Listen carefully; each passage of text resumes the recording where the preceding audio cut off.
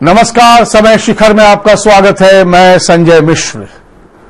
देश के अन्नदाता की आय दोगुना करने के लिए केंद्र सरकार ने अंतरिम बजट में कई बड़े फैसले भी लिए, लेकिन जब उनकी जमीन ही सुरक्षित नहीं रहेगी तो वो खेती कैसे करेंगे। विकास के लिए बड़े पैमाने पर उनकी जमीन अधिग्रहित की जा रही है। सवाल जमीन अधिग्रहण का नहीं है, सवाल है सरकारी सिस्टम और जमीन के लिए दिए जा रहे मुआवजे के फर्जीवाड़े का। बिहटा में विकास के नाम पर सरकार ने 2200 एकड़ जमीन अधिग्रहित की, अच्छी बात है, लेकिन कई किसानों का आरोप है कि उनके मुआवजे को कोई और हड़प ले गया, यानी जमीन भी गई और मुआवजा भी नहीं मिला। फर्जी दस्तावेजों के आधार पर लोगों ने करोड़ों रुपए का खेल कर दिया और असली जमीन मालिक ठगा रह गया। यही नहीं, जमीनों के मुआवजे की राशि में बड़े पैमाने पर बंदरबाट किया गया।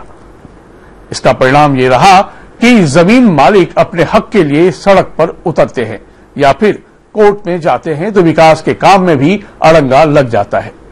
प्रोजेक्ट समय पर पूरे नहीं होते और उनकी लागत में भी जबरदस्त इजाफा हो जाता है, चाहे मुआवजे का फर्जीवाड़ा हो या विकास की गति में देरी। इसका खामियाजा आखिरकार आम जनता को ही भुगतना पड़ता है। आखिर इस समस्या का समाधान क्या है? समय शिखर में आज हम अपने खास मेहमानों के साथ चर्चा करेंगे। पहले देखिए ये रिपोर्ट। विकास के लिए बड़े पैमाने पर सरकार को जमीनों की जरूरत पड़ती है। इसमें से ज्यादातर वह आम आदमी की जमीनें होती हैं। सरकार मुआवजा देकर उनसे जमीन अधिग्रहित कर लेती है। जमीन के इस आदान प्रदान में बड़े पैमाने पर भ्रष्टाचार की शिकायतें मिलती रही हैं। ताजा मामला बिहटा का है। यहां सन 2007 में विभिन्न परियोजनाओं के लिए 2200 एकड़ जमीन अधिग्रहित की गई थी। आरोप है इस दौरान फर्जी दस्तावेजों के आधार पर कई लोगों को करोड़ों रुपए दे दिए गए और असली जमीन मालिक को पैसे ही नहीं मिले। ये मुआवजे के लिए दर दर भटक रहे हैं। मामला कोर्ट में भी पहुंचा और प्रोजेक्ट अब खटाई में है। वो जमीन सरकार अधिग्रहण कर ली? हाँ, घेर लिए, यही जब बैठे हुए आप। और उसके बदले पैसा कौन लिया? वो लिया जो मालिक पहले से जो नीलाम करके दूसरे को लिखा, उससे हम लिखवाए। कौन मालिक था? वो साधना सिंह, मदनधारी सिंह मालिक थे। उनकी पतोहू साधना सिंह है। उसने फर्जीवाड़ा करके मेरा पैसा निकाल लिया। मुआवजे का जो मूल्यांकन था वो नहीं दिया गया और उपेंद्र वर्मा जो फर्जी है उसका मूल्यांकन का कॉपी हमको उपलब्ध कराया। फिर हमने नहीं माना, फिर हमने निकाला तो निकला मेरा। तब हमको पता चला कि मेरा पैसा 0.1277 का पैसा उसने लगभग 19 लाख रुपया कर निकाल लिया जयप्रकाश वर्मा को। अब पैसा भी रिकवरी कर दिया है, अभी मिला नहीं है। मैंने कौन रिकवरी किया है? रिकवरी किया है सुजीत। अच्छा, मतलब वो नकल दिखाई, मतलब वो पैसा निकाल लिया था आपका, जमा कर दिया और फिर जमा हुआ भुवर्जन में? हाँ, वही ना? कहाँ जमा हुआ? भुवर्जन में। हम लोग जयप्रकाश वर्मा है, जमलापुर के सुजीत सिंह हमको पैसा निकाल लिया है 265 और 630 प्लॉट, और पैसा भी रिकवरी कर दिया है, आज अभी नहीं मिला है। कितना पैसा आपका रिकवरी हुआ था? पैसा तो रिकवरी किया है करीब 18-19 लाख के। जमीनों का पुनर्मूल्यांकन हो और फिर से जमीन का मुआवजा दिया जाए, क्योंकि जो आपने मुआवजा दिया था वो एक धोखा था। आप इस जमीन का कमर्शियल इस्तेमाल कर रहे हैं और किसानों को आपने धोखा देकर नॉन कमर्शियल तरीके से औने पौने दाम में जमीन आपने हड़प लिया।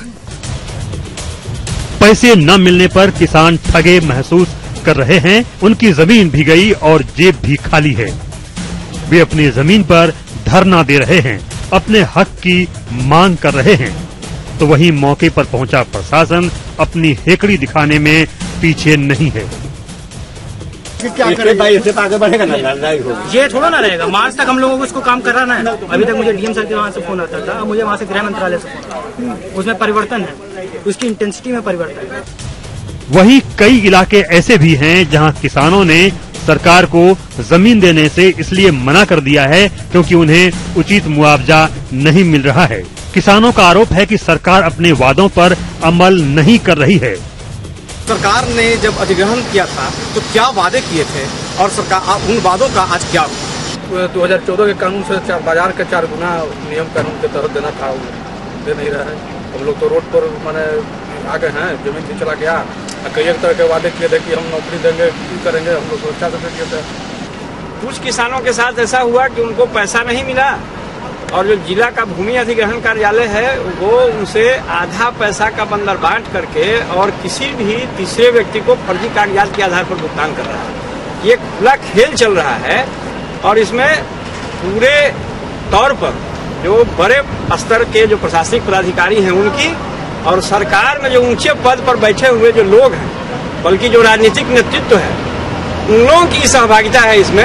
इसके लिए अनशन धरना सब कुछ हुआ, मुख्यमंत्री से भी मिले, उन्होंने भी आश्वासन दिया कि उसके अलावा उन्होंने पारित नहीं किया। उन्होंने कहा कि हाँ हम देंगे, आपको सही मानते हैं, आपका मांग सही है। और अधिकारी को आदेश भी दिया गया, अधिकारी के द्वारा चिट्ठी भी निकाला गया कि उनको एक परियोजना एक दर दिया जाए। और उसके बाद हम लोग का 1/14 का रेट है भारत सरकार के नया अधिग्रहण, जिसके अनुसार उनको देना था वो आज तक। स्थानीय किसानों का अपने सांसदों और विधायकों के प्रति भी आक्रोश है, उनके प्रति भी नाराजगी है, क्योंकि यही वो जनप्रतिनिधि हैं जो किसानों के बीच में आते हैं और चुनाव के समय वोट मांगते हैं। देखना ये होगा कि अब इन किसानों को 1/2014 के रेट से जो मुआवजा है वो कब तक मिलेगा। बिहटा के अम्हारा से समय के लिए धर्मेंद्र आनंद। मुख्यमंत्री भी मानते हैं कि उनकी मांग सही है। अधिकारी कहते हैं कि मार्च तक प्रोजेक्ट पे काम होना है। किसान का कहना है कि जमीन उनकी, अधिग्रहण सरकार कर रही है, मुआवजा कोई और ले उड़ता है, तो वो करे क्या? अब फर्जीवाड़ा तो हो ही रहा है, तो क्यों हो रहा है ऐसा? और जो लोग कर रहे हैं वो कानून की गिरफ्त से बाहर क्यों रहते हैं, समझने की कोशिश करते हैं। इस वक्त हमारे साथ कई खास मेहमान मौजूद हैं पटना स्टूडियो में। प्रेम रंजन पटेल जी, आप बीजेपी के वरिष्ठ नेता हैं, प्रवक्ता हैं, आपका बहुत स्वागत है। डॉक्टर विनोद शर्मा, आप कांग्रेस के वरिष्ठ नेता हैं, प्रवक्ता हैं, आपका बहुत स्वागत है। आनंद मुखिया, आप किसान नेता हैं, आपका बहुत स्वागत है। डॉक्टर संजय कुमार और डॉक्टर मुकेश कुमार, आप राजनीतिक विश्लेषक हैं, आप दोनों मेहमानों का बहुत स्वागत है। तो भाई प्रेम रंजन जी, सब मानते हैं कि फर्जीवाड़ा हुआ है, सरकार भी सहानुभूति रखती है, लेकिन भू अर्जन कार्यालय से जिस काम को अंजाम दिया जाता है वो सिर्फ एक किरानी के अधिकार क्षेत्र में तो नहीं आता होगा, कितना बड़ा फर्जीवाड़ा किया जाता होगा।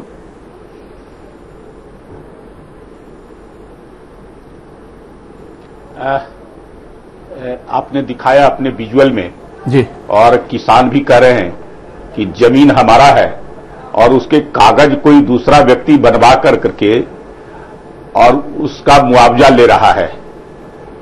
ये पूरी तरह से जो है से फर्जीवाड़ा है, सही बात है, और इसकी पूरी जो है जांच होनी चाहिए। और जिनका भी इस प्रकार का हुआ है वो अपनी शिकायत संबंधित पदाधिकारियों तक पहुंचाएंगे, जरूर उसमें कार्रवाई होगा। कोई ऐसा नहीं है कि बच पाएगा, लेकिन कागजात कभी मरते नहीं है, कागजात तो पूरा जो है से साक्ष्य के साथ होगा। तो उसमें अगर कोई ले रहा है, कोई दूसरा व्यक्ति ले रहा है, जमीन किसी का कोई दूसरा ले रहा है, तो पूरे प्रमाण के साथ वो अपनी प्रस्तुत करेंगे।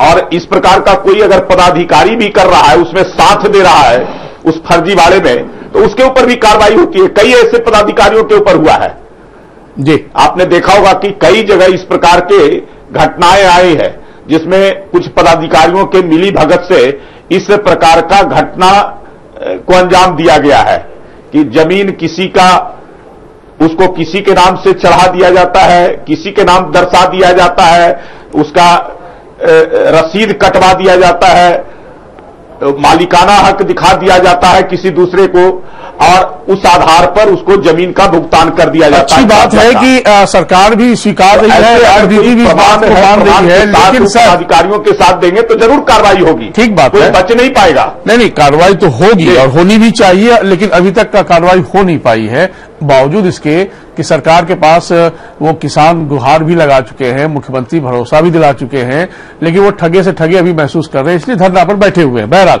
विनोद शर्मा जी, कोई ये पहला वाकया नहीं है कि फर्जीवाड़े को इस तरह से अंजाम पहुंचाया जाता है। इसमें क्या नेक्सस काम करता है, कुछ कांग्रेस का अनुभव कहता है क्या?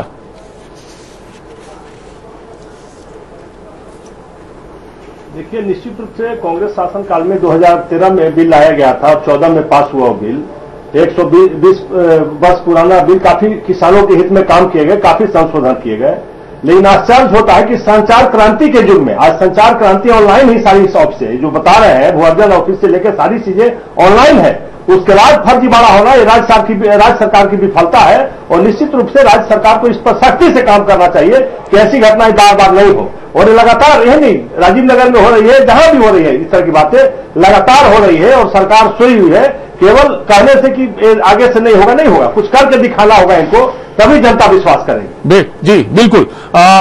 आनंद मुखिया जी, आप स्वयं किसान बिरादरी से हैं और किसान के तमाम दर्द को भी समझते हैं।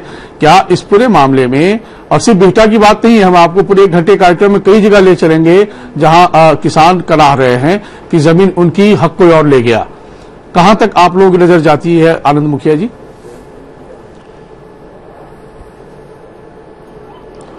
देखिए, हम बात यहां से शुरू करना चाहेंगे कि इसमें चूंकि 2007 में बिहटा का अधिग्रहण हुआ और 2019 में हम लोग बात कर रहे हैं, इस बीच में कई पार्टी की सरकारें आई और गई।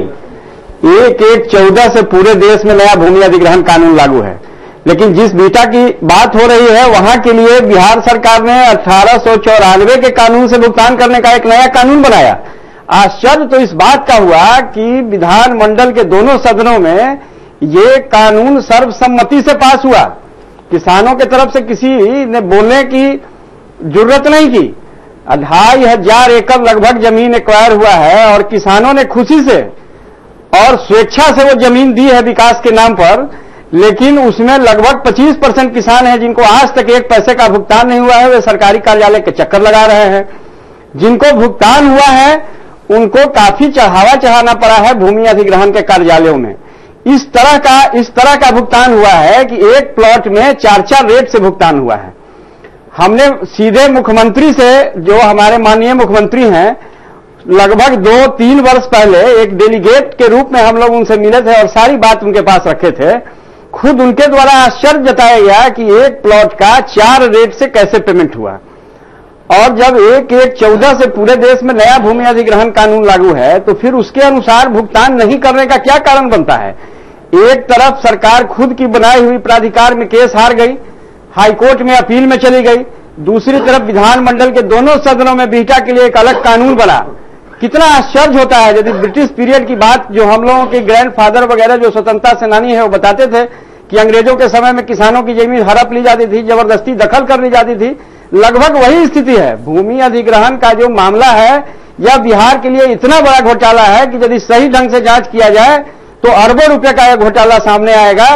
एक नहीं, तमाम लोग हैं। और जब सारी बात पटल पर आ जाती है, जब जांच पूर्ण हो जाता है तो एक प्राथमिकी दर्ज करके उसकी इतिश्री कर ली जाती है। वर्षों बीतने के बाद भी उसका अनुसंधान पूरा नहीं हो पाता है और मामला सब जुडिस मान के उसको छोड़ दिया जाता है और किसान दर दर के ठोकरे खाने को विवश हैं। आप सोचिए कि 2007 में जो भूमि का अधिग्रहण हुआ, 2019 में हम बात कर रहे हैं और किसानों को 100% भुगतान नहीं हुआ, सरकार ने कब्जा कर लिया। और अभी जो आपके न्यूज में हम देख रहे थे कि कब्जा करने के पहले भुगतान होता है, वैसी बात नहीं है। कब्जा इमरजेंसी प्रोसेस के तहत कर लिया जाता है। आप देख सकते हैं उसी नौबतपुर में, पटना जिले में ही गन्ना मिल के नाम पर जमीन का अधिग्रहण हुआ, उसमें शराब की फैक्ट्री खोल दी गई, किसानों को 1 पैसा का भुगतान नहीं हुआ। लगभग सारे मामले में यही स्थिति है। 1972 में बिहटा बाजार समिति का भूमि अधिग्रहण हुआ, सुप्रीम कोर्ट से किसानों ने, अब आपके पास फिर आएंगे आनंद जी, सरकार ने पैसे का और भी हम समझ लें चीजों को किया।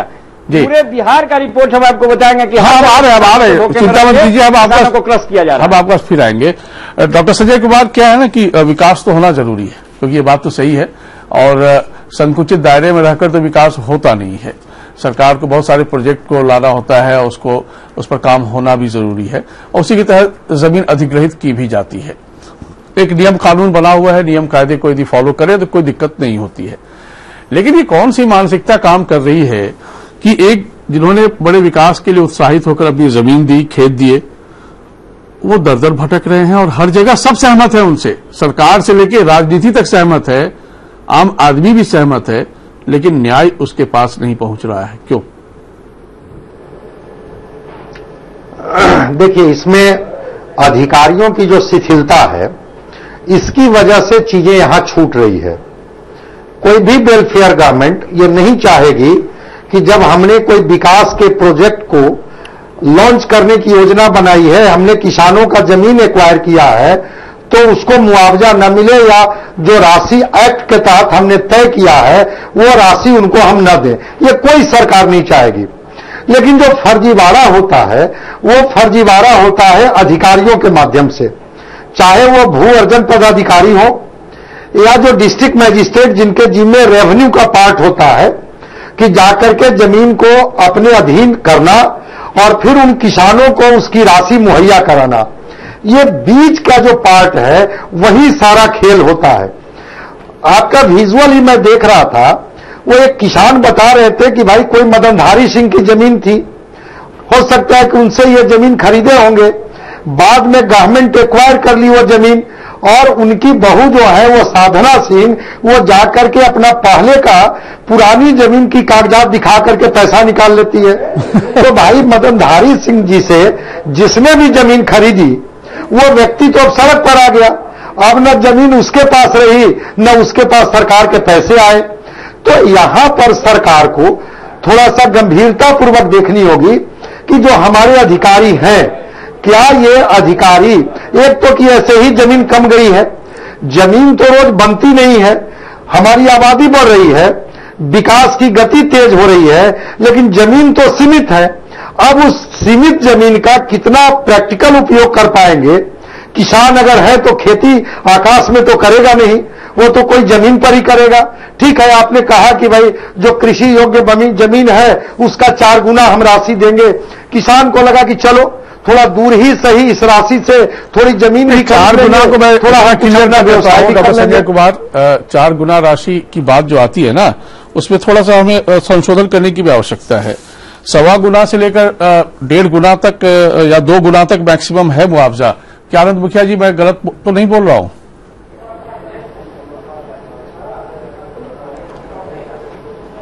नहीं, एक 14 से जो कानून जो नोटिफाई हुआ था और वो कृषि क्षेत्रों के लिए नहीं है, उसमें 4 गुना देना है। ये शहरी क्षेत्रों के लिए है कि शहरी क्षेत्रों से कितना दूरी है और जो शहरी क्षेत्र है उसमें 2 गुना देना है। ये गलत व्याख्या उसकी की जा रही है। सुप्रीम कोर्ट का 2014 में भी ये स्पष्ट निर्णय आया है कि जिस दिन आप भुगतान कीजिएगा उस दिन के रेट से कीजिएगा, और यदि आप ग्रामीण क्षेत्रों में अधिग्रहण करते हैं तो रेट का 4 गुना आपको भुगतान करना है, और यदि शहरी क्षेत्र में आप करते हैं तो आपको 2 गुना करना होगा। उसके बाद इसकी तरह तरह से व्याख्या करके क्या सुप्रीम कोर्ट से ऊपर है ये लोग? नहीं, आप ठीक कह रहे हैं। के बाद ये व्याख्या ग्रामीण और शहरी जमीन को लेकर अलग से बाइफर्केशन किया गया था, क्योंकि ग्रामीण इलाके में जमीन की कीमत अपेक्षाकृत कम होती है, तो इसलिए 4 टाइम्स की बात है। शहरी इलाकों में वो भी नगर निगम से दूरियों को लेकर तय किया गया है, जिसे 1.25 गुना, 1.5 गुना और 2 गुना तक का 3 सेगमेंट रखा गया है। डॉक्टर मुकेश कुमार, क्या आपको लगता है कि जो तरीके अख्तियार किए गए, बिहटा में एक एग्जाम्पल है, मैं भी आपको और भी राज्य के दूसरे शहरों में भी ले चलूंगा जहां की परेशानी क्या क्या हो रही है, कौन कौन सा गणित काम करता है, कौन कौन सा मनोविज्ञान काम करता है, और करोड़ों का फर्जीवाड़ा बहुत आसानी से हो जाता है? डॉक्टर मुकेश कुमार। सबसे पहले तो सारा समय को साधुवाद देना चाहिए। सारा समय को साधुवाद देना चाहता हूं कि ये ऐसे मुद्दे हैं, ऐसे ज्वलंत मुद्दे हैं जो राज्य के विकास के लिए अति महत्वपूर्ण है, लेकिन जिसकी चर्चा चैनलों पे नहीं होती है। आखिर विकास अगर आप करेंगे, राज्य का विकास करेंगे तो कैसे करेंगे? और चाहे आपको सड़कें बनानी है, चाहे आपको पुल बनाने हैं, चाहे आपको औद्योगिक बस्तियां बनानी है, कारखाने बनाने हैं, तो उसके लिए भूमि अधिग्रहण आवश्यक है। और भूमि अधिग्रहण आप जब भी करेंगे तो किसानों के माध्यम से करेंगे, क्योंकि जमीन किसानों के पास में है। दुर्भाग्य इस राज्य का ऐसा रहा है संजय जी कि 3 दशक से कभी भी किसी ने राजस्व के आधुनिकीकरण के लिए कोई कार्रवाई नहीं की। अभी भी रजिस्टर बी जो है रुग्ण सिग्न अवस्था में पड़ा हुआ है, डिजिटलाइजेशन ऑफ मैपिंग नहीं हुई है, पुराने नक्शे जो है वो कई अलग अलग बातें बताते हैं। और अभी आपने जो बिहटा का प्रकरण देखा उसमें उसी ढंग की व्यवस्था दिखाई दे रही है कि कहीं आधुनिकीकरण का कोई प्रभाव वहां दिखाई नहीं दिया, जिसका कि लाभ जो है वहां के स्थानीय पदाधिकारियों ने चालाक और चतुर लोगों के माध्यम से पैसे को, किसानों के अपने पैसे को, गरीब किसानों के पैसे को लोगों ने ले लिया, जिनकी जमीन पूर्व में रही है। कि इसका निदान क्या है। निदान ये था कि आप डिजिटलाइजेशन और मैपिंग कराएं। दूसरे राज्यों में बिहार को छोड़कर देश के दूसरे राज्यों में 3 दशक पहले डिजिटलाइजेशन हो रहा था, आधुनिकीकरण हो रहा था, और राजस्व की भूमिका किसानों के जीवन में ऐसी है जो संजीवनी का काम करती है। इसी राज्य में शेरशाह ने अपने समय में राजस्व को किसानों के जीवन का मूल माना और परिवर्तन किया, जो आज तक उसका अनुपालन हो रहा है। मान सिंह ने उसका राजस्व को ऐसी व्यवस्था की कि उसको आप अभी तक पालन कर रहे हैं। लेकिन 3 दशक से इस राज्य में आखिर राजस्व विभाग और विभिन्न पार्टियों के मंत्री जो सभी बड़ी बड़ी बातें करते हैं, किसानों के जीवन में जो परिवर्तन लाना था उसके लिए उन्होंने क्या किया। ये तो घटनाएं, अगर आपने मूल कारण को परिवर्तन नहीं किया तो घटनाएं तो दिखाई पड़ेंगी। बीटा की घटना हो, दूसरी जगह घटना हो, पुल के निर्माण में बाधाएं आ रही हैं, नहरों के बनने में बाधाएं आ रही हैं। तो ये ऐसी समस्या है जिसका समग्र निदान तभी हो सकता है जी। एक तरफ आधुनिकीकरण करें, राजस्व विभाग के कर्मचारियों की ट्रेनिंग करें, और भ्रष्ट तत्व जो है संजय जी, उसको दूर करने के लिए जब तक डिजिटलाइजेशन ऑफ मैपिंग नहीं होगी और वो अवेलेबल नहीं होगा पब्लिक फेस में, तब तक ये होता रहेगा। जी, मुझे नहीं समझ में आता है। मान लीजिए कि आपने एक सर्टेन किसी तारीख को आपने जमीन अधिग्रहित की, और जिस जमीन को आपने अधिग्रहण किया उसका जो असली मालिक है, उस जमीन का असली मालिक को आप चिन्हित पहले कर लीजिए ना, कौन है असली मालिक। अधिग्रहण उसके बाद करिए, या अधिग्रहण आप कर लेते हैं तो उसका एक प्रोसेस होना चाहिए जहां की सही मालिक को ही सही मालिकाना हक मिले। ये बीच में जो भांजी मारते हैं लोग, उस पर जब तक सहयोग नहीं मिलता होगा सिस्टम का, तब तक ऐसा हो नहीं सकता है, चाहे कोई कितना भी दावा कर ले। और सरकार भी इस बात को मानती है, सरकार खुद चौंकती है कि भाई ऐसा फर्जीवाड़ा हो रहा है तो क्यों हो रहा है। बहरहाल हम आपको ले चलते हैं कुछ और खबरों की ओर। बिहार सरकार ने सरकारी परियोजनाओं के लिए जमीन अधिग्रहण करने पर मुआवजा दर देने का फॉर्मूला तैयार किया। बदले हुए नियमों के मुताबिक जमीन मालिकों को शहरी क्षेत्र, ये गौर कीजिएगा, सिर्फ शहरी क्षेत्र के लिए, शहरी क्षेत्र से दूरी के अनुसार मुआवजा राशि का भुगतान किया जाएगा। राजस्व और भूमि सुधार विभाग ने नगर निगम, नगर परिषद और नगर पंचायत से सटे इलाके और ग्रामीण क्षेत्र की जमीनों के अधिग्रहण की स्थिति में मुआवजा दर की नई अधिसूचना जारी की। इसके अनुसार नगर निगम में 8, 10 और 10 से अधिक किलोमीटर की दूरी के आधार पर मुआवजे का निर्धारण किया गया है। इसी तरह नगर परिषद में 4, 6 और 6 से अधिक किलोमीटर की दूरी को आधार बनाया गया है, तो नगर पंचायत में 2, 4 और 4 किलोमीटर से अधिक दूरी के आधार पर मुआवजा दर तय किया जाएगा। यह मुआवजा बाजार भाव से गुणक के आधार पर दिया जाएगा। इसमें बाजार भाव से 1.25 गुना से 2 गुना तक मुआवजा देने की बात कही गई है। पहले बिना किसी नियम के प्रशासन स्थानीय किसानों की सहमति से जरूरत के अनुसार जमीन अधिग्रहण करने के लिए 4 गुना तक मुआवजा दे देते थे। इसमें बड़े पैमाने पर भ्रष्टाचार की भी शिकायतें मिली थी, इसलिए बाइफरकेशन ये किया गया है शहर और ग्रामीण को लेकर। और अब बात करते हैं मुजफ्फरपुर की। पटना बाईपास 4 लेन निर्माण का काम पिछले 4 वर्षों से किसानों ने रोक रखा है। दरअसल इस बाईपास के लिए निर्माण के लिए 36 गांव के भूधारकों की जमीन अधिग्रहण किया गया था। इसमें 36 में से 10 गांव के लोगों की भूमि के रेट का निर्धारण सरकारी रेट के 4 गुना मुआवजे की दर से किया गया, लेकिन बाकी बचे 26 गांव के किसानों की भूमि का दर सरकार ने काफी कम लगाया। सरकार की इसी दोहरी नीति से नाराज होकर बाकी बचे 26 गांव के किसानों ने 4 लेन बाईपास निर्माण के काम पर रोक लगा दी। मुआवजे का जो मूल्यांकन था वो नहीं दिया गया, और उपेंद्र वर्मा जो फर्जी है उसका मूल्यांकन का कॉपी हमको उपलब्ध कराया। फिर हमने नहीं माना, फिर हमने निकाला तो निकला मेरा, तब हमको पता चला कि मेरा पैसा 0.1277 का पैसा उसने लगभग 19 लाख रुपया करीब। वो जमीन सरकार अधिग्रहण कर ली? हाँ घेर लिए, यही जब बैठे हुए आप। और उसके बदले पैसा कौन लिया? वो लिया जो मालिक पहले से जो नीलाम करके दूसरे को लिखा, उससे हम लिखवाए। कौन मालिक था? वो साधना सिंह, मदनधारी सिंह मालिक थे, उनकी पतोहू साधना सिंह है। उसने फर्जीवाड़ा करके मेरा पैसा निकाल लिया। जमीनों का पुनर्मूल्यांकन हो। और फिर मुजफ्फरपुर में पाइपलाइन के लिए कांटी थर्मल पावर भूमि अधिग्रहण हो रहा है, जिसको लेकर किसानों में काफी आक्रोश है।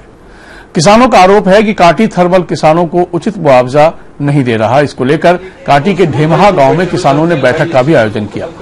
इसमें फैसला हुआ कि जब तक किसानों की जमीन का उचित मुआवजा उन्हें नहीं मिलेगा, तब तक पाइपलाइन के लिए अधिग्रहण की जाने वाली जमीन नहीं दी जाएगी। किसानों का कहना है कि प्रशासन और थर्मल पावर ने जमीन अधिग्रहण करने से पहले कई वायदे किए थे, जिन्हें अब भुला दिया गया।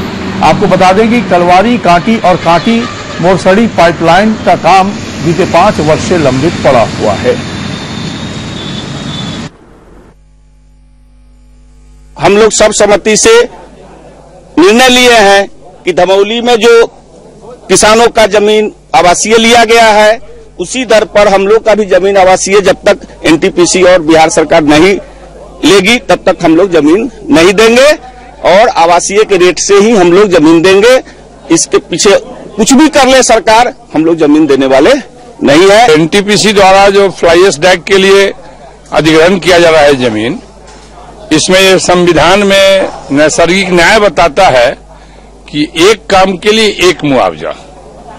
बगल में रामनाथ धमौली में आवासीय दर से भुगतान किया गया और यहाँ पर कहा जा रहा है धनहर लीजिए, भीट लीजिए, व्यवसायिक जमीन का लीजिए, और इसके लिए किसान काफी आंदोलित है। कांटी थर्मल पावर का पाइपलाइन थर्मल पावर से निकलकर ढेमहा, रामपुर, पचपकरी, गौसी, छपरा और बीरपुर होते हुए वो एक्स डैम मोतीपुर की ओर जा रही है। पाइपलाइन के लिए 2012 में जमीन अधिग्रहण का प्रक्रिया हुआ और आज तक जमीन अधिग्रहण का काम पूरा नहीं हुआ। इसका मुख्य कारण है कि एनटीपीसी के अधिकारी, भू अर्जन विभाग, बिहार सरकार किसानों के साथ भेदभाव कर रही है। भाई यही दोहरी नीति की बात आ रही है। प्रेमचंद पटेल जी क्या कहेंगे? लोगों का आक्रोश, किसानों का आक्रोश आप देख पा रहे हैं कि दोहरे मापदंड अपनाए जाते हैं, किसी के लिए कुछ, किसी के लिए कुछ। एक प्रोजेक्ट के लिए एक पैमाना नहीं माना जा रहा है और इन्हीं को लेकर कहीं 5 साल से का प्रोजेक्ट रुका हुआ है, कहीं 3 साल से, कहीं 4 साल से। तो सर कैसे चलेगा? और ऊपर से जिनको मिल रहा है उसमें कई ऐसे भी हैं कि गलत लोग फर्जीवाड़े तरीके से निकाल ले रहे हैं। संजय जी, इसमें 2 तरह की है जी। एक तो जमीन का विवाद। आप देखेंगे कि जमीन में एक तो बंटवारा नहीं होना, लंबे समय से जो खानदानी जमीन है, कई पुश्त दर पुश्त लोग जो ऐसे हो गए और जमीन का बंटवारा नहीं हुआ। जो अब लोग आपस में जो ऐसे बांट लेते हैं, फिजिकल तरीके से जमीन पर तो जोत कर रहे हैं, लेकिन कागजी तरीके से जमीन जो ऐसे पुराने जो उनके खानदानी जो दादा परदादा या ऊपर के लोग रहे होंगे उनके नाम से खतियानी चला आ रहा है। तो ये एक बड़ा विवाद है। लोग पहले स्टांप ड्यूटी लगता था उसमें, जमीन रजिस्ट्री कराने में या बंटवारा करने में भी रजिस्ट्री के समान ही उसमें स्टांप ड्यूटी और फीस लगता था, जिसके कारण लोग रजिस्ट्री ऑफिस में जाकर के बंटवारा का कागज नहीं करते थे, जिसके कारण जमीन का हस्तांतरण नहीं होता था। सारी बात मैं सुन रहा हूं, लेकिन सवाल ये है कि समाधान देगा कौन? रजिस्टर 2 पर जमीन का अंकित नहीं होना, लोगों का रजिस्टर नहीं। अब उसमें सरकार ने संशोधन किया है। आपने देखा होगा कि हाल में सरकार ने कैबिनेट से डिसीजन लेकर के कहा कि 100 रुपये के स्टांप पर जमीन का बंटवारा करेंगे और कोई फीस, कोई स्टांप ड्यूटी नहीं। मामला है कि ये बहुत बड़ा जो बहुत समय से ये मुद्दा चला रहा था, विवाद चला रहा था जमीन का, उसका कहीं न कहीं लोग आपस में बंटवारा कर करके अपने अपने लोगों के नाम पर अंकित कराएंगे जमीन को और उनका रजिस्टर 2 पर भी अंकित हो जाएगा। जब रजिस्टर 2 पर अंकित हो जाएगा तो मालिकाना हक उनको प्राप्त हो जाएगा। फिजिकल रूप से तो वो जमीन पर है, लेकिन कागजी तरीके से वो जमीन पर नहीं है। इसलिए ये सरकार ने बहुत बड़ा निर्णय लिया है, जिससे मुझे लगता है कि लंबे समय से, इतने दिनों से चला रहा विवाद समाप्त होगा। दूसरा जो आपने दिखाया कि कई लोगों का विवाद इसी कारण से होता है। अब जिनके खानदान के लोग हैं उसी जमीन पर कई लोग दावेदार पेश हो जाते हैं और जिस विवाद के कारण अगर पदाधिकारी जो होते हैं, भू अर्जन पदाधिकारी या सीओ कर्मचारी कहिए, किसी के साथ मिलकर करके कई दावेदारों में से एक दावेदार को दे देते हैं। अब फिजिकल तरीके से कोई दूसरा है और कागजी रूप से कई मालिक उसके हैं, तो इसलिए यह विवाद पैदा हुआ है। मुझे लगता है कि इसको सही तरीके से, आपने पहले भी कहा कि इसको पूरी जांच परख पहले से करना चाहिए और उसके बाद अधिग्रहण करना चाहिए। इसका मालिकाना इसको प्राप्त है जमीन का। मुझे लगता है कि किसी में कहीं ना कहीं हुआ है और इस बात का अंदाज जब मुख्यमंत्री को लगा, सरकार को लगा, तभी जो है से बंटवारे का ये प्रावधान किया गया कि ठीक है, समझ गए साहब, हमारी बात तो बंटवारा का कागज तैयार होगा। सर क्या है ना, आप सही बात, मैं आपकी मैं सारी बातें इस वक्त मान रहा हूं जो आप कह रहे हैं कि क्या क्या फैक्टर काम कर रहे होंगे। जब सर आप एक बात यह होती है कि सरकार को अपने विकास की रोशनी पहुंचानी है इलाके में, ठीक, आपको नए प्रोजेक्ट लॉन्च करते हैं, उस वक्त बहुत अर्जेंसी शो की जाती है, शिलान्यास तक कर दिया जाता है। अब सोचिए कि जितनी अर्जेंसी उसकी दिखाई जाती है, उसके बाद वो एक प्रोजेक्ट जो है सिर्फ इन विवादों में घिरकर 5-5 साल से लटका पड़ा रहता है। तो सर पहले होमवर्क क्यों नहीं कर लेता है सिस्टम? यही तो सवाल है। इसी को तो ठीक करने की आवश्यकता है। उसमें क्या होगा, एक फर्जीवाड़ा भी रुक जाएगा और तमाम चीजों को आप निपटाने के बाद जब स्टार्ट लेंगे, क्योंकि ऐसी भी क्या अर्जेंसी रह गई, 5 साल पहले शिलान्यास हुआ, 5 साल तक काम रुका हुआ है और उसके बाद 1 इंच बात आगे नहीं बढ़ रही है। सब परेशान, किसान परेशान, सिस्टम कितना परेशान ईश्वर जाने।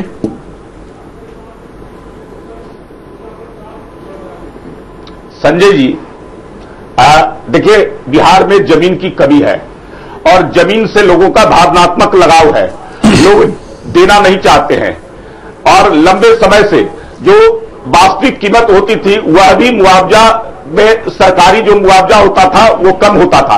अब धीरे धीरे सर्किल रेट बढ़ा है और सरकार ने नए जो अधिनियम लाए उसमें शहरी क्षेत्रों का दुगना और ग्रामीण क्षेत्रों का 4 गुना सर्किल रेट से ज्यादा अधिग्रहण के बाद मुआवजा मिलेगा।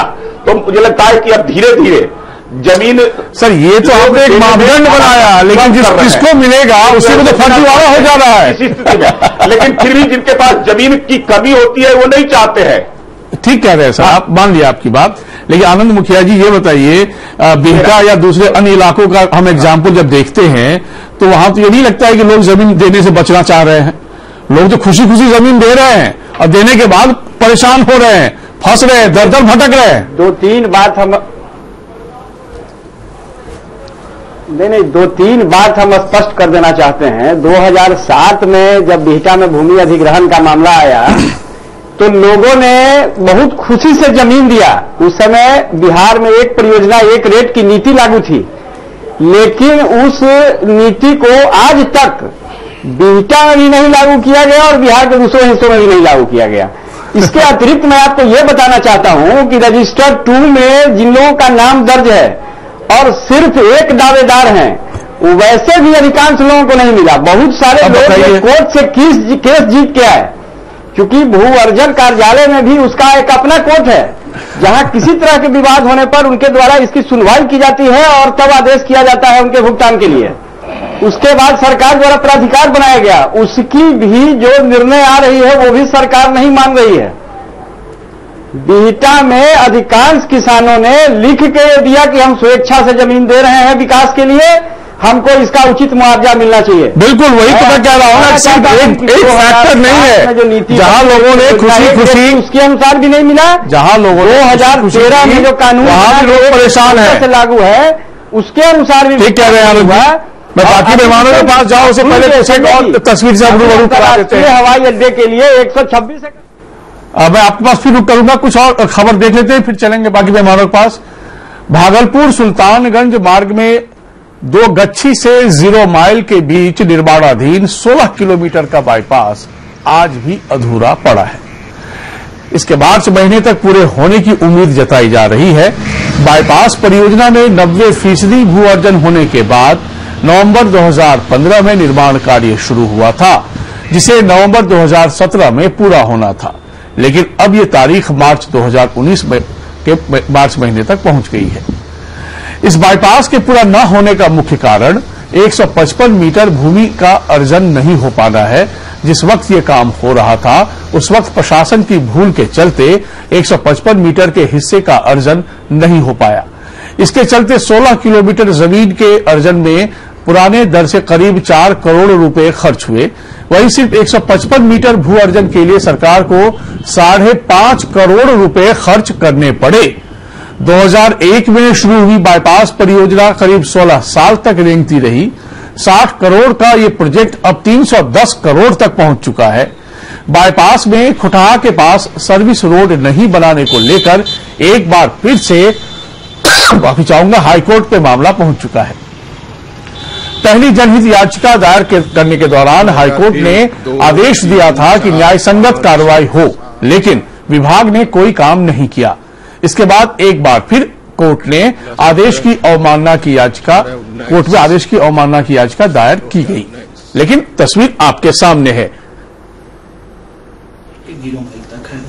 कितना किलोमीटर? 16 किलोमीटर। 16 किलोमीटर, हाँ, 124 से 140। टारगेट कब तक था पूरा करने का? ये टारगेट हम लोगों का 2017 का लास्ट तक इंड तक हम लोगों ने कंप्लीट कर लेते हैं। यहाँ पे देर क्यों हुई? देर का रीजन ये है कि एक्चुअल में यहाँ पे अभी लैंड का कुछ इशू रहा, स्टार्टिंग प्रॉब्लम में रहा। अभी तक लैंड का इशू है, आप लोगों को भी नॉलेज में होगा। 155 मीटर का लैंड अभी तक हमारा वो क्लियर नहीं हो पाया है। उसमें क्या अड़चन है? उसमें क्या है कि NHAI कुछ पेमेंट का है, उनका दोबारे में गया हुआ है मामला। अब उनका पेमेंट चला जाएगा, कुछ 5 करोड़ का समथिंग कुछ पेमेंट है। तो यदि पेमेंट चला जाता है तो फिर हम लोग उस पर वर्किंग चालू कर देंगे। और हमारे पास जो भी लैंड अभी तक जो NHAI गवर्नमेंट ने मुझे दी, उसमें सारा जगह पे काम अभी हमारा चल रहा है। ऑलमोस्ट काम खत्म भी हो चुका है हमारा। अब बताइए, सब कुछ हो गया। 155 मीटर, सिर्फ 155 मीटर, गौर कीजिएगा, 5.5 करोड़ रुपए गए। डॉक्टर संजय कुमार क्या कहेंगे? तरह के घाटे इसमें होते हैं, क्योंकि जैसे ही अगर वो बीच में किसी भी तरह का अडंगा आता है तो कॉस्ट उसका बढ़ जाता है, और जो उसके कॉन्ट्रैक्टर होते हैं वो भाग खड़े होते हैं, क्योंकि उनको कॉन्ट्रैक्ट कम ये पर तय किया जाता है एग्रीमेंट कि भाई इतना कॉन्ट्रैक्ट, इतनी राशि में आपको ये सड़क बनानी है। बीच में जो ड्यूरेशन बढ़ता है तो उसका कॉस्ट बढ़ते जाता है। अब चूंकि वो एग्रीमेंट सरकार से किए हुए रहते हैं, इसलिए उनको लगता है कि हमको तो इस काम को पूरा करना है। अब वो क्या करते हैं कि जो राशि वो लगाए हुए भी रहते हैं, उस राशि को छोड़ करके वो भाग खड़े होते हैं। यहीं पर खेल है। मैं फिर कह रहा हूं कि अगर अधिकारी ईमानदारी पूर्वक अगर उसमें लगे, मैं एक उदाहरण आपको बताता हूं। ये जो नालंदा विश्वविद्यालय, जो पुराने नालंदा विश्वविद्यालय की घेरेबंदी की बात थी, एक सक्षम जिला पदाधिकारी वहां थे और वहां जाकर के किसानों के साथ उन्होंने बैठा और 3 गांव के किसानों के साथ बैठ करके और 10 दिन में इस मामला का निपटारा कर दिया, उनको मुआवजा दिला दिया और चारों तरफ से उसकी 4 दीवारी बन गई। तो निर्माण का कार्य जहां भी हो रहा है, चाहे सड़क के लिए हो, पाइपलाइन के लिए हो, विश्वविद्यालय के लिए हो, उद्योग के लिए हो, अगर ये अधिकारी किसानों के साथ बैठ करके उनकी मौलिक समस्या पर डिस्कशन कर ले और उनके मुआवजे की राशि उन्हें मुहैया करा दे, तो किसान को कहां एतराज है।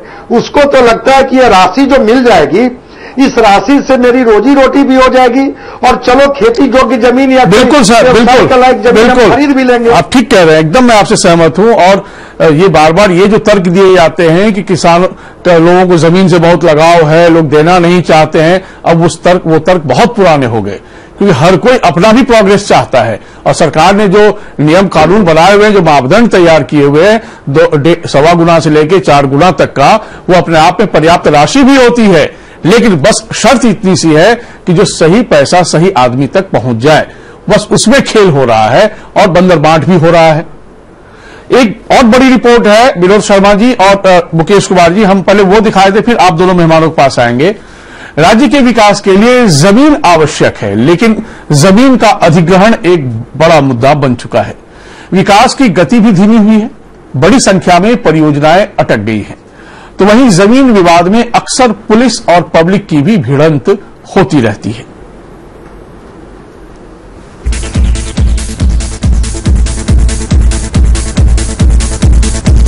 सरकार की भू अर्जन की नीति में कई बदलाव, मुआवजे की दरों में की गई चौगुनी वृद्धि के बावजूद बिहार में भू अर्जन का काम टेढ़ी खीर साबित हो रहा है। सामान्य परियोजना के लिए जमीन लेनी हो, नगर विकास या आवास या फिर उद्योग लगाने के लिए, सभी कार्यों में जमीन सबसे बड़ी बाधा है और इस समस्या का निदान कैसे हो, यह एक यक्ष प्रश्न है। सबसे पहले राजधानी पटना का चर्चित राजीव नगर विवाद की बात करें तो यह मामला सन 1974 से लंबित है, क्योंकि सरकार के आवास बोर्ड ने सरकारी कर्मचारियों के लिए अधिग्रहण किया था, लेकिन आज तक सरकार और किसानों के बीच मालिकाना हक के लिए जंग जारी है। कोई लिया नहीं, कोई नहीं लिया, किसी को दिया ही नहीं। उसके पास रिसीट होगा, तो अगर चाहते तो करंट रेट से दे तो हो जाएगा। करंट रेट से देगा तो मेरा ऐसा मानना है कि किसान आपत्ति नहीं करेगा। हमने मंत्री के सामने, सुरेश शर्मा के सामने ये बात बोला था। उन्होंने कहा था कि जो ऑफिस को देना है अगर नहीं देंगे तो इस सरकार का इंफ्रास्ट्रक्चर है, अगर इसका विकास नहीं होगा तो प्रदेश का विकास नहीं होगा। मामले को लेकर सरकार और किसानों के बीच जारी घमासान में सबसे बड़ी समस्या उनके लिए भी खड़ी हो गई है, जिन्होंने किसानों से जमीन खरीदकर घर बना लिया है। इनके घर का नक्शा पीआरडी से अप्रूव है और सरकार ने बिजली कनेक्शन दे रखा है। रिटायर हुए और रिटायर होने के बाद जो पैसा मिला, जमीन ले लिए, घर बना लिए। आइए हम कोऑपरेटिव से जमीन लिया है, नीलांबर कोऑपरेटिव से। आज मेरा उम्र 80 वर्ष हो गया। ये जिसका ये खेसरा नंबर 1434 है, जो वर्ष 1990 से ही बन के तैयार है। क्षेत्रीय विकास प्राधिकरण पीआरडीए द्वारा नक्शा हमारा 83 में इस मकान का पास है। लेकिन अब कहिए जो सरकार है, जिस सरकार पर हम गौरव करते हैं, जिस सरकार के लिए अपना जान निछावर करके 38 साल नौकरी करके अब सेवा से रिटायर हो गए, वह सरकार के पास विचार नाम का कोई चीज नहीं है। सरकार बोलते हैं कि हम सुप्रीम कोर्ट से जीत गए हैं, तो ईमानदारी से 84 का जो सुप्रीम कोर्ट का जजमेंट है वो पहले वो अपने अच्छे से उसको पढ़ ले। उसमें जजमेंट में लिखा हुआ है कि रोड नंबर 3 आर.एस. पांडे का जो अधिग्रहण से फ्री कर दिए थे, वो IAS अफसर थे, बड़े लोग थे, उसको फ्री कर दिए। उस पर जाके सुप्रीम कोर्ट का ऑर्डर उसमें कि आर.एस. पांडे का जमीन ले लेना है, अधिग्रहण कर लेना है, और किसान को 2 साल का जोड़ के 7.5% के इंटरेस्ट के साथ जोड़ के मुआवजा दे देना। उसमें टाइम बाउंडिंग था। टाइम बाउंडिंग के अंदर न आर.एस. पांडे का जमीन अभी तक अधिग्रहण नहीं किए हैं और न किसान को अभी तक 1 रुपया मुआवजा दिए हैं। राजीव नगर के लोग भले ही परेशान हैं और मुआवजा नहीं मिलने की बात कह रहे हैं, लेकिन नगर विकास मंत्री इस आरोप को मानने को तैयार नहीं हैं। राजीव नगर की समस्या तो क्रिएटेड है, वो तो जो वहाँ के ब्रोकर लोग हैं वो क्रिएट किए हैं। कोर्ट में से भी फैसला हर किस्म पर हो गया है और उनको पैसे भी हम लोग दे रहे हैं, फिर उसकी पॉलिसी भी जैसे, और कुछ लोग जमीन दिए भी हैं और अब देने के लिए लोग एग्री भी हो गया है। अधिग्रहण हुआ था तब हाँ, तब उस समय ये प्रॉब्लम नहीं था। उसके जो पैसे थे वो भी जमा, वो लोगों ने पैसा लिया नहीं। फिर उसमें बहुत तरह के कोर्ट केस वगैरह हो गया, वो लोग भी लड़ते रहे, सरकार भी उसमें लड़ती थी। अब जाकर के उसका फैसला सरकार के पक्ष में काफी दिन हो गया। इसके अलावे रोड, पुल पुलिया के लिए किए जा रहे भूअर्जन की समस्या और गंभीर है। गया पटना बिहटा सरमेरा 4 लेन रोड का निर्माण जहां वर्षों से लंबित है, वहीं भूमि राजस्व विभाग गंभीर तो है, लेकिन इनके सामने भी मजबूरी है। भूअर्जन में मुआवजा को लेकर समस्या खड़ी हो जाती है। दूसरी ओर जमीन का मालिक कागज पर कोई और है, बाद में कोई और हो गया है। विभाग को या जिस एजेंसी को, सरकार की एजेंसी को भूअर्जन की आवश्यकता होती है, वो पहले जिलाधिकारी को अपना इंटेंशन अधियाचना देते हैं। उसके बाद जिलाधिकारी उसका एक रफ एस्टिमेशन तैयार करते हैं, कितना उसमें पैसा लगेगा, जितने एकड़ जमीन का भूअर्जन होना है, और फिर जो डिपार्टमेंट एजेंसी है वो उतना पैसा उसमें जमा करती है जिलाधिकारी के पास। उसके बाद सोशल इम्पैक्ट असेसमेंट की स्टडी होती है, जिसके लिए 2 से 3 महीना तक लगता है। खास बात यह है कि बिहार में औद्योगिक विकास भी सरकार के लिए चुनौती रही है, जिसकी मुख्य वजह भूमि की समस्या और भू अर्जन का रहा है। नतीजतन दर्जनों कंपनियां सरकारी मंजूरी मिलने के बाद भी अपना हाथ खींच चुकी है। समय के लिए पटना से रंजन कुमार मंगलम। बहुत सारे पक्ष हैं, बहुत सारे पहलू हैं जिनको आप समझ रहे होंगे, लेकिन सबसे बड़ा पक्ष ये है कि इन्हीं कारणों, एक बड़ा कारण ये भी है, इन कारणों से बिहार पीछे रहता ही चला जाता है। आखिर समाधान क्यों नहीं मिल पाता है, जबकि बहुत कुछ, आप एक मकान खरीदते हैं, कोई एक जमीन खरीदते हैं, चाहे 100 मीटर की जमीन खरीद रहे हो, बाकायदा जिनके पास वो जमीन का मालिकाना हक होता है उनसे आप खरीदते हैं, तो रजिस्ट्री कराते हैं और फाइनली आप उसके मालिक होते हैं। यदि किसी कारणों से सरकार वो जमीन अधिग्रहण करती है तो फिर उन्हें मिलती क्यों नहीं है? क्या होगा विनोद शर्मा जी, यदि यही सिस्टम चलता रहा तो परेशानी तो बढ़ती चली जाएगी, विकास तो पीछे होता चला जाएगा। देखिए, निश्चित रूप से विकास के लिए जमीन चाहिए और हमारी जब सरकार थी केंद्र में, उसने किसानों के लिए बहुत सुगम और उसके पक्ष में फैसले लिए थे, उसमें संशोधन किए थे, जिसमें 4 गुना गांव में और शहरों में 2 गुना देने की बात थी। लेकिन राज्य सरकार की लापरवाही के चलते परेशानी आ रही है। आज बिहार के अगल बगल के राज्यों में ऑनलाइन मैपिंग हो चुकी है, बिहार में आखिर क्यों नहीं हुआ, सोचने वाली बात है।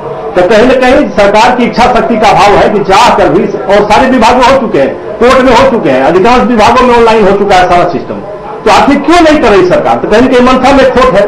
और जब तय है कि मुआवजा इतना देना है तो मुआवजा में क्यों टाल मटोल कर रहा है, बहाना बना रहे कि बहुत बंटवारा होता है, बहुत, उसमें भी कोई सिस्टम है, उसमें कि कोर्ट पेपर में सारे पार्टनर लिख के देते, ज्वाइंट अकाउंट में पैसे चले जाते हैं, उसमें कोई दिक्कत नहीं है और आराम से आपस में आप बात दीजिए।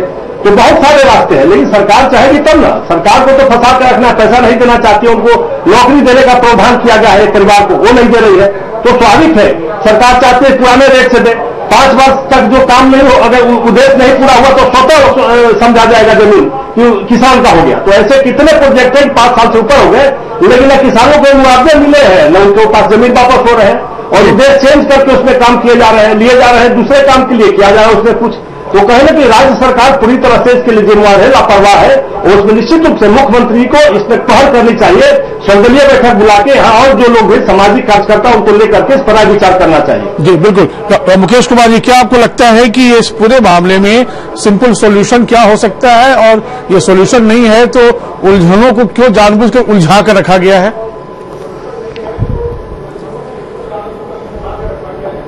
क्योंकि उलझन अगर होगा तो जो उसपे जो पदाधिकारी हैं उनको मुनाफा होगा, उनको राजस्व मिलेगा, उनको पैसे मिलेंगे, वो धनी होंगे।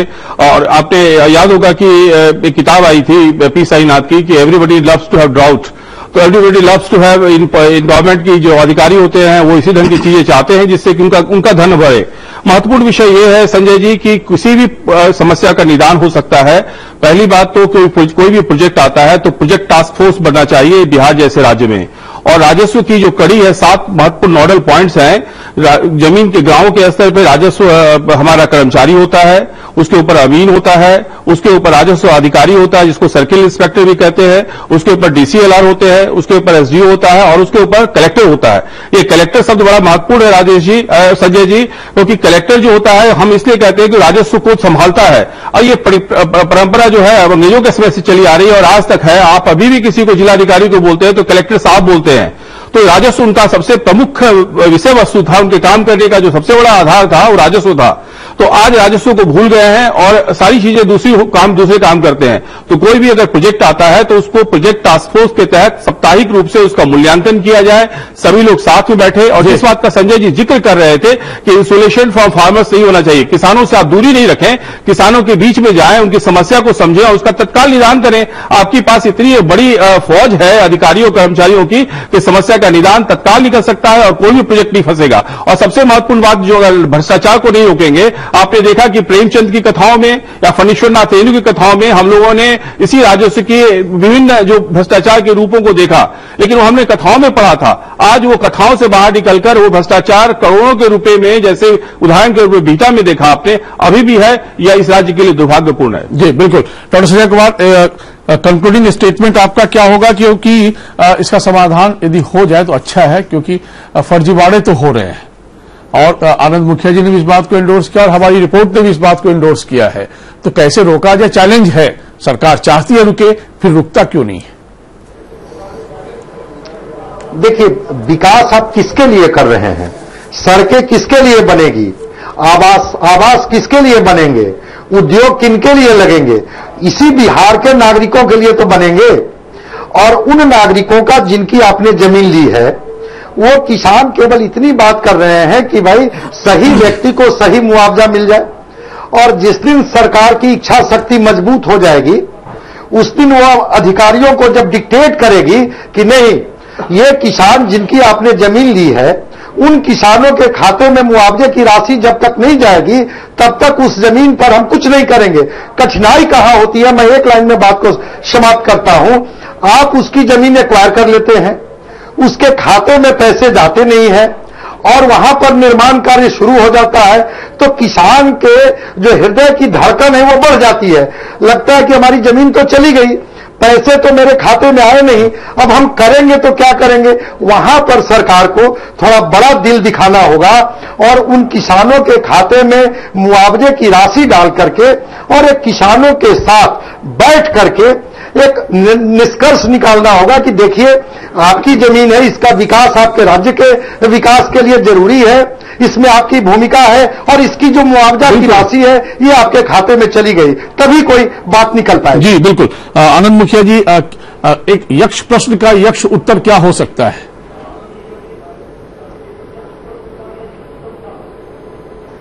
देखिए, अभी तक मैंने जो महसूस किया है, जो ये फर्जीवाड़े में शामिल है, जिला भूमि अधिग्रहण से लेकर और राज्य स्तर के जो कर्मचारी और पदाधिकारी, चूंकि मुख्यमंत्री से जब मेरी बात हुई थी तो आपको पता होगा कि नालंदा में उन पर काफी जबरदस्त पथराव किया उग्र किसानों ने और उनकी जान जाते जाते बची, जैसा कि खुद माननीय मुख्यमंत्री ने हमको बताया था।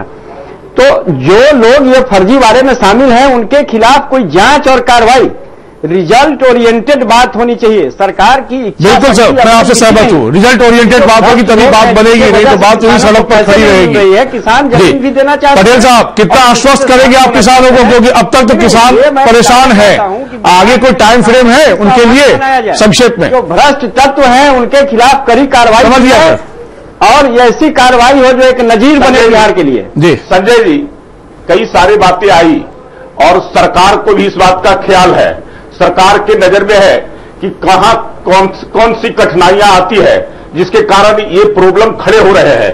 सरकार ने इसलिए, मैंने पहले भी कहा कि बंटवारे का एक बहुत बड़ा प्रॉब्लम था कि मालिकाना हक जमीन का किसी का फिजिकल रूप से और कागजी तरीके से कोई दूसरे के नाम पर जमीन, उसके कारण मुआवजा देने में समाधान क्या है? सरकार ने उसको निर्णय लिया है कि जल्द से जल्द लोग अपने अपने नाम जमीन कराए। तो ऐसे जो भी लोचा है इसमें, उन सबको दूर कर करके एक टाइम फ्रेम, एक तय सीमा के अंदर जो विवाद है उस विवाद को समाप्त करना और मुआवजे की राशि देना। एक हेडलाइन दे दीजिएगा, असल मुख्यमंत्री जी से बात कर लीजिएगा, एक टाइम फ्रेम दे दीजिए ताकि किसानों को लगे कि जिनकी जमीन गई है उनके साथ न्याय भी होगा। बहरहाल बहुत धन्यवाद पटेल साहब, आपका बहुत धन्यवाद। विनोद शर्मा जी आपका, आनंद मुखिया जी आपका बहुत धन्यवाद, डॉक्टर संजय कुमार, डॉक्टर मुकेश कुमार, आप दोनों का बहुत धन्यवाद।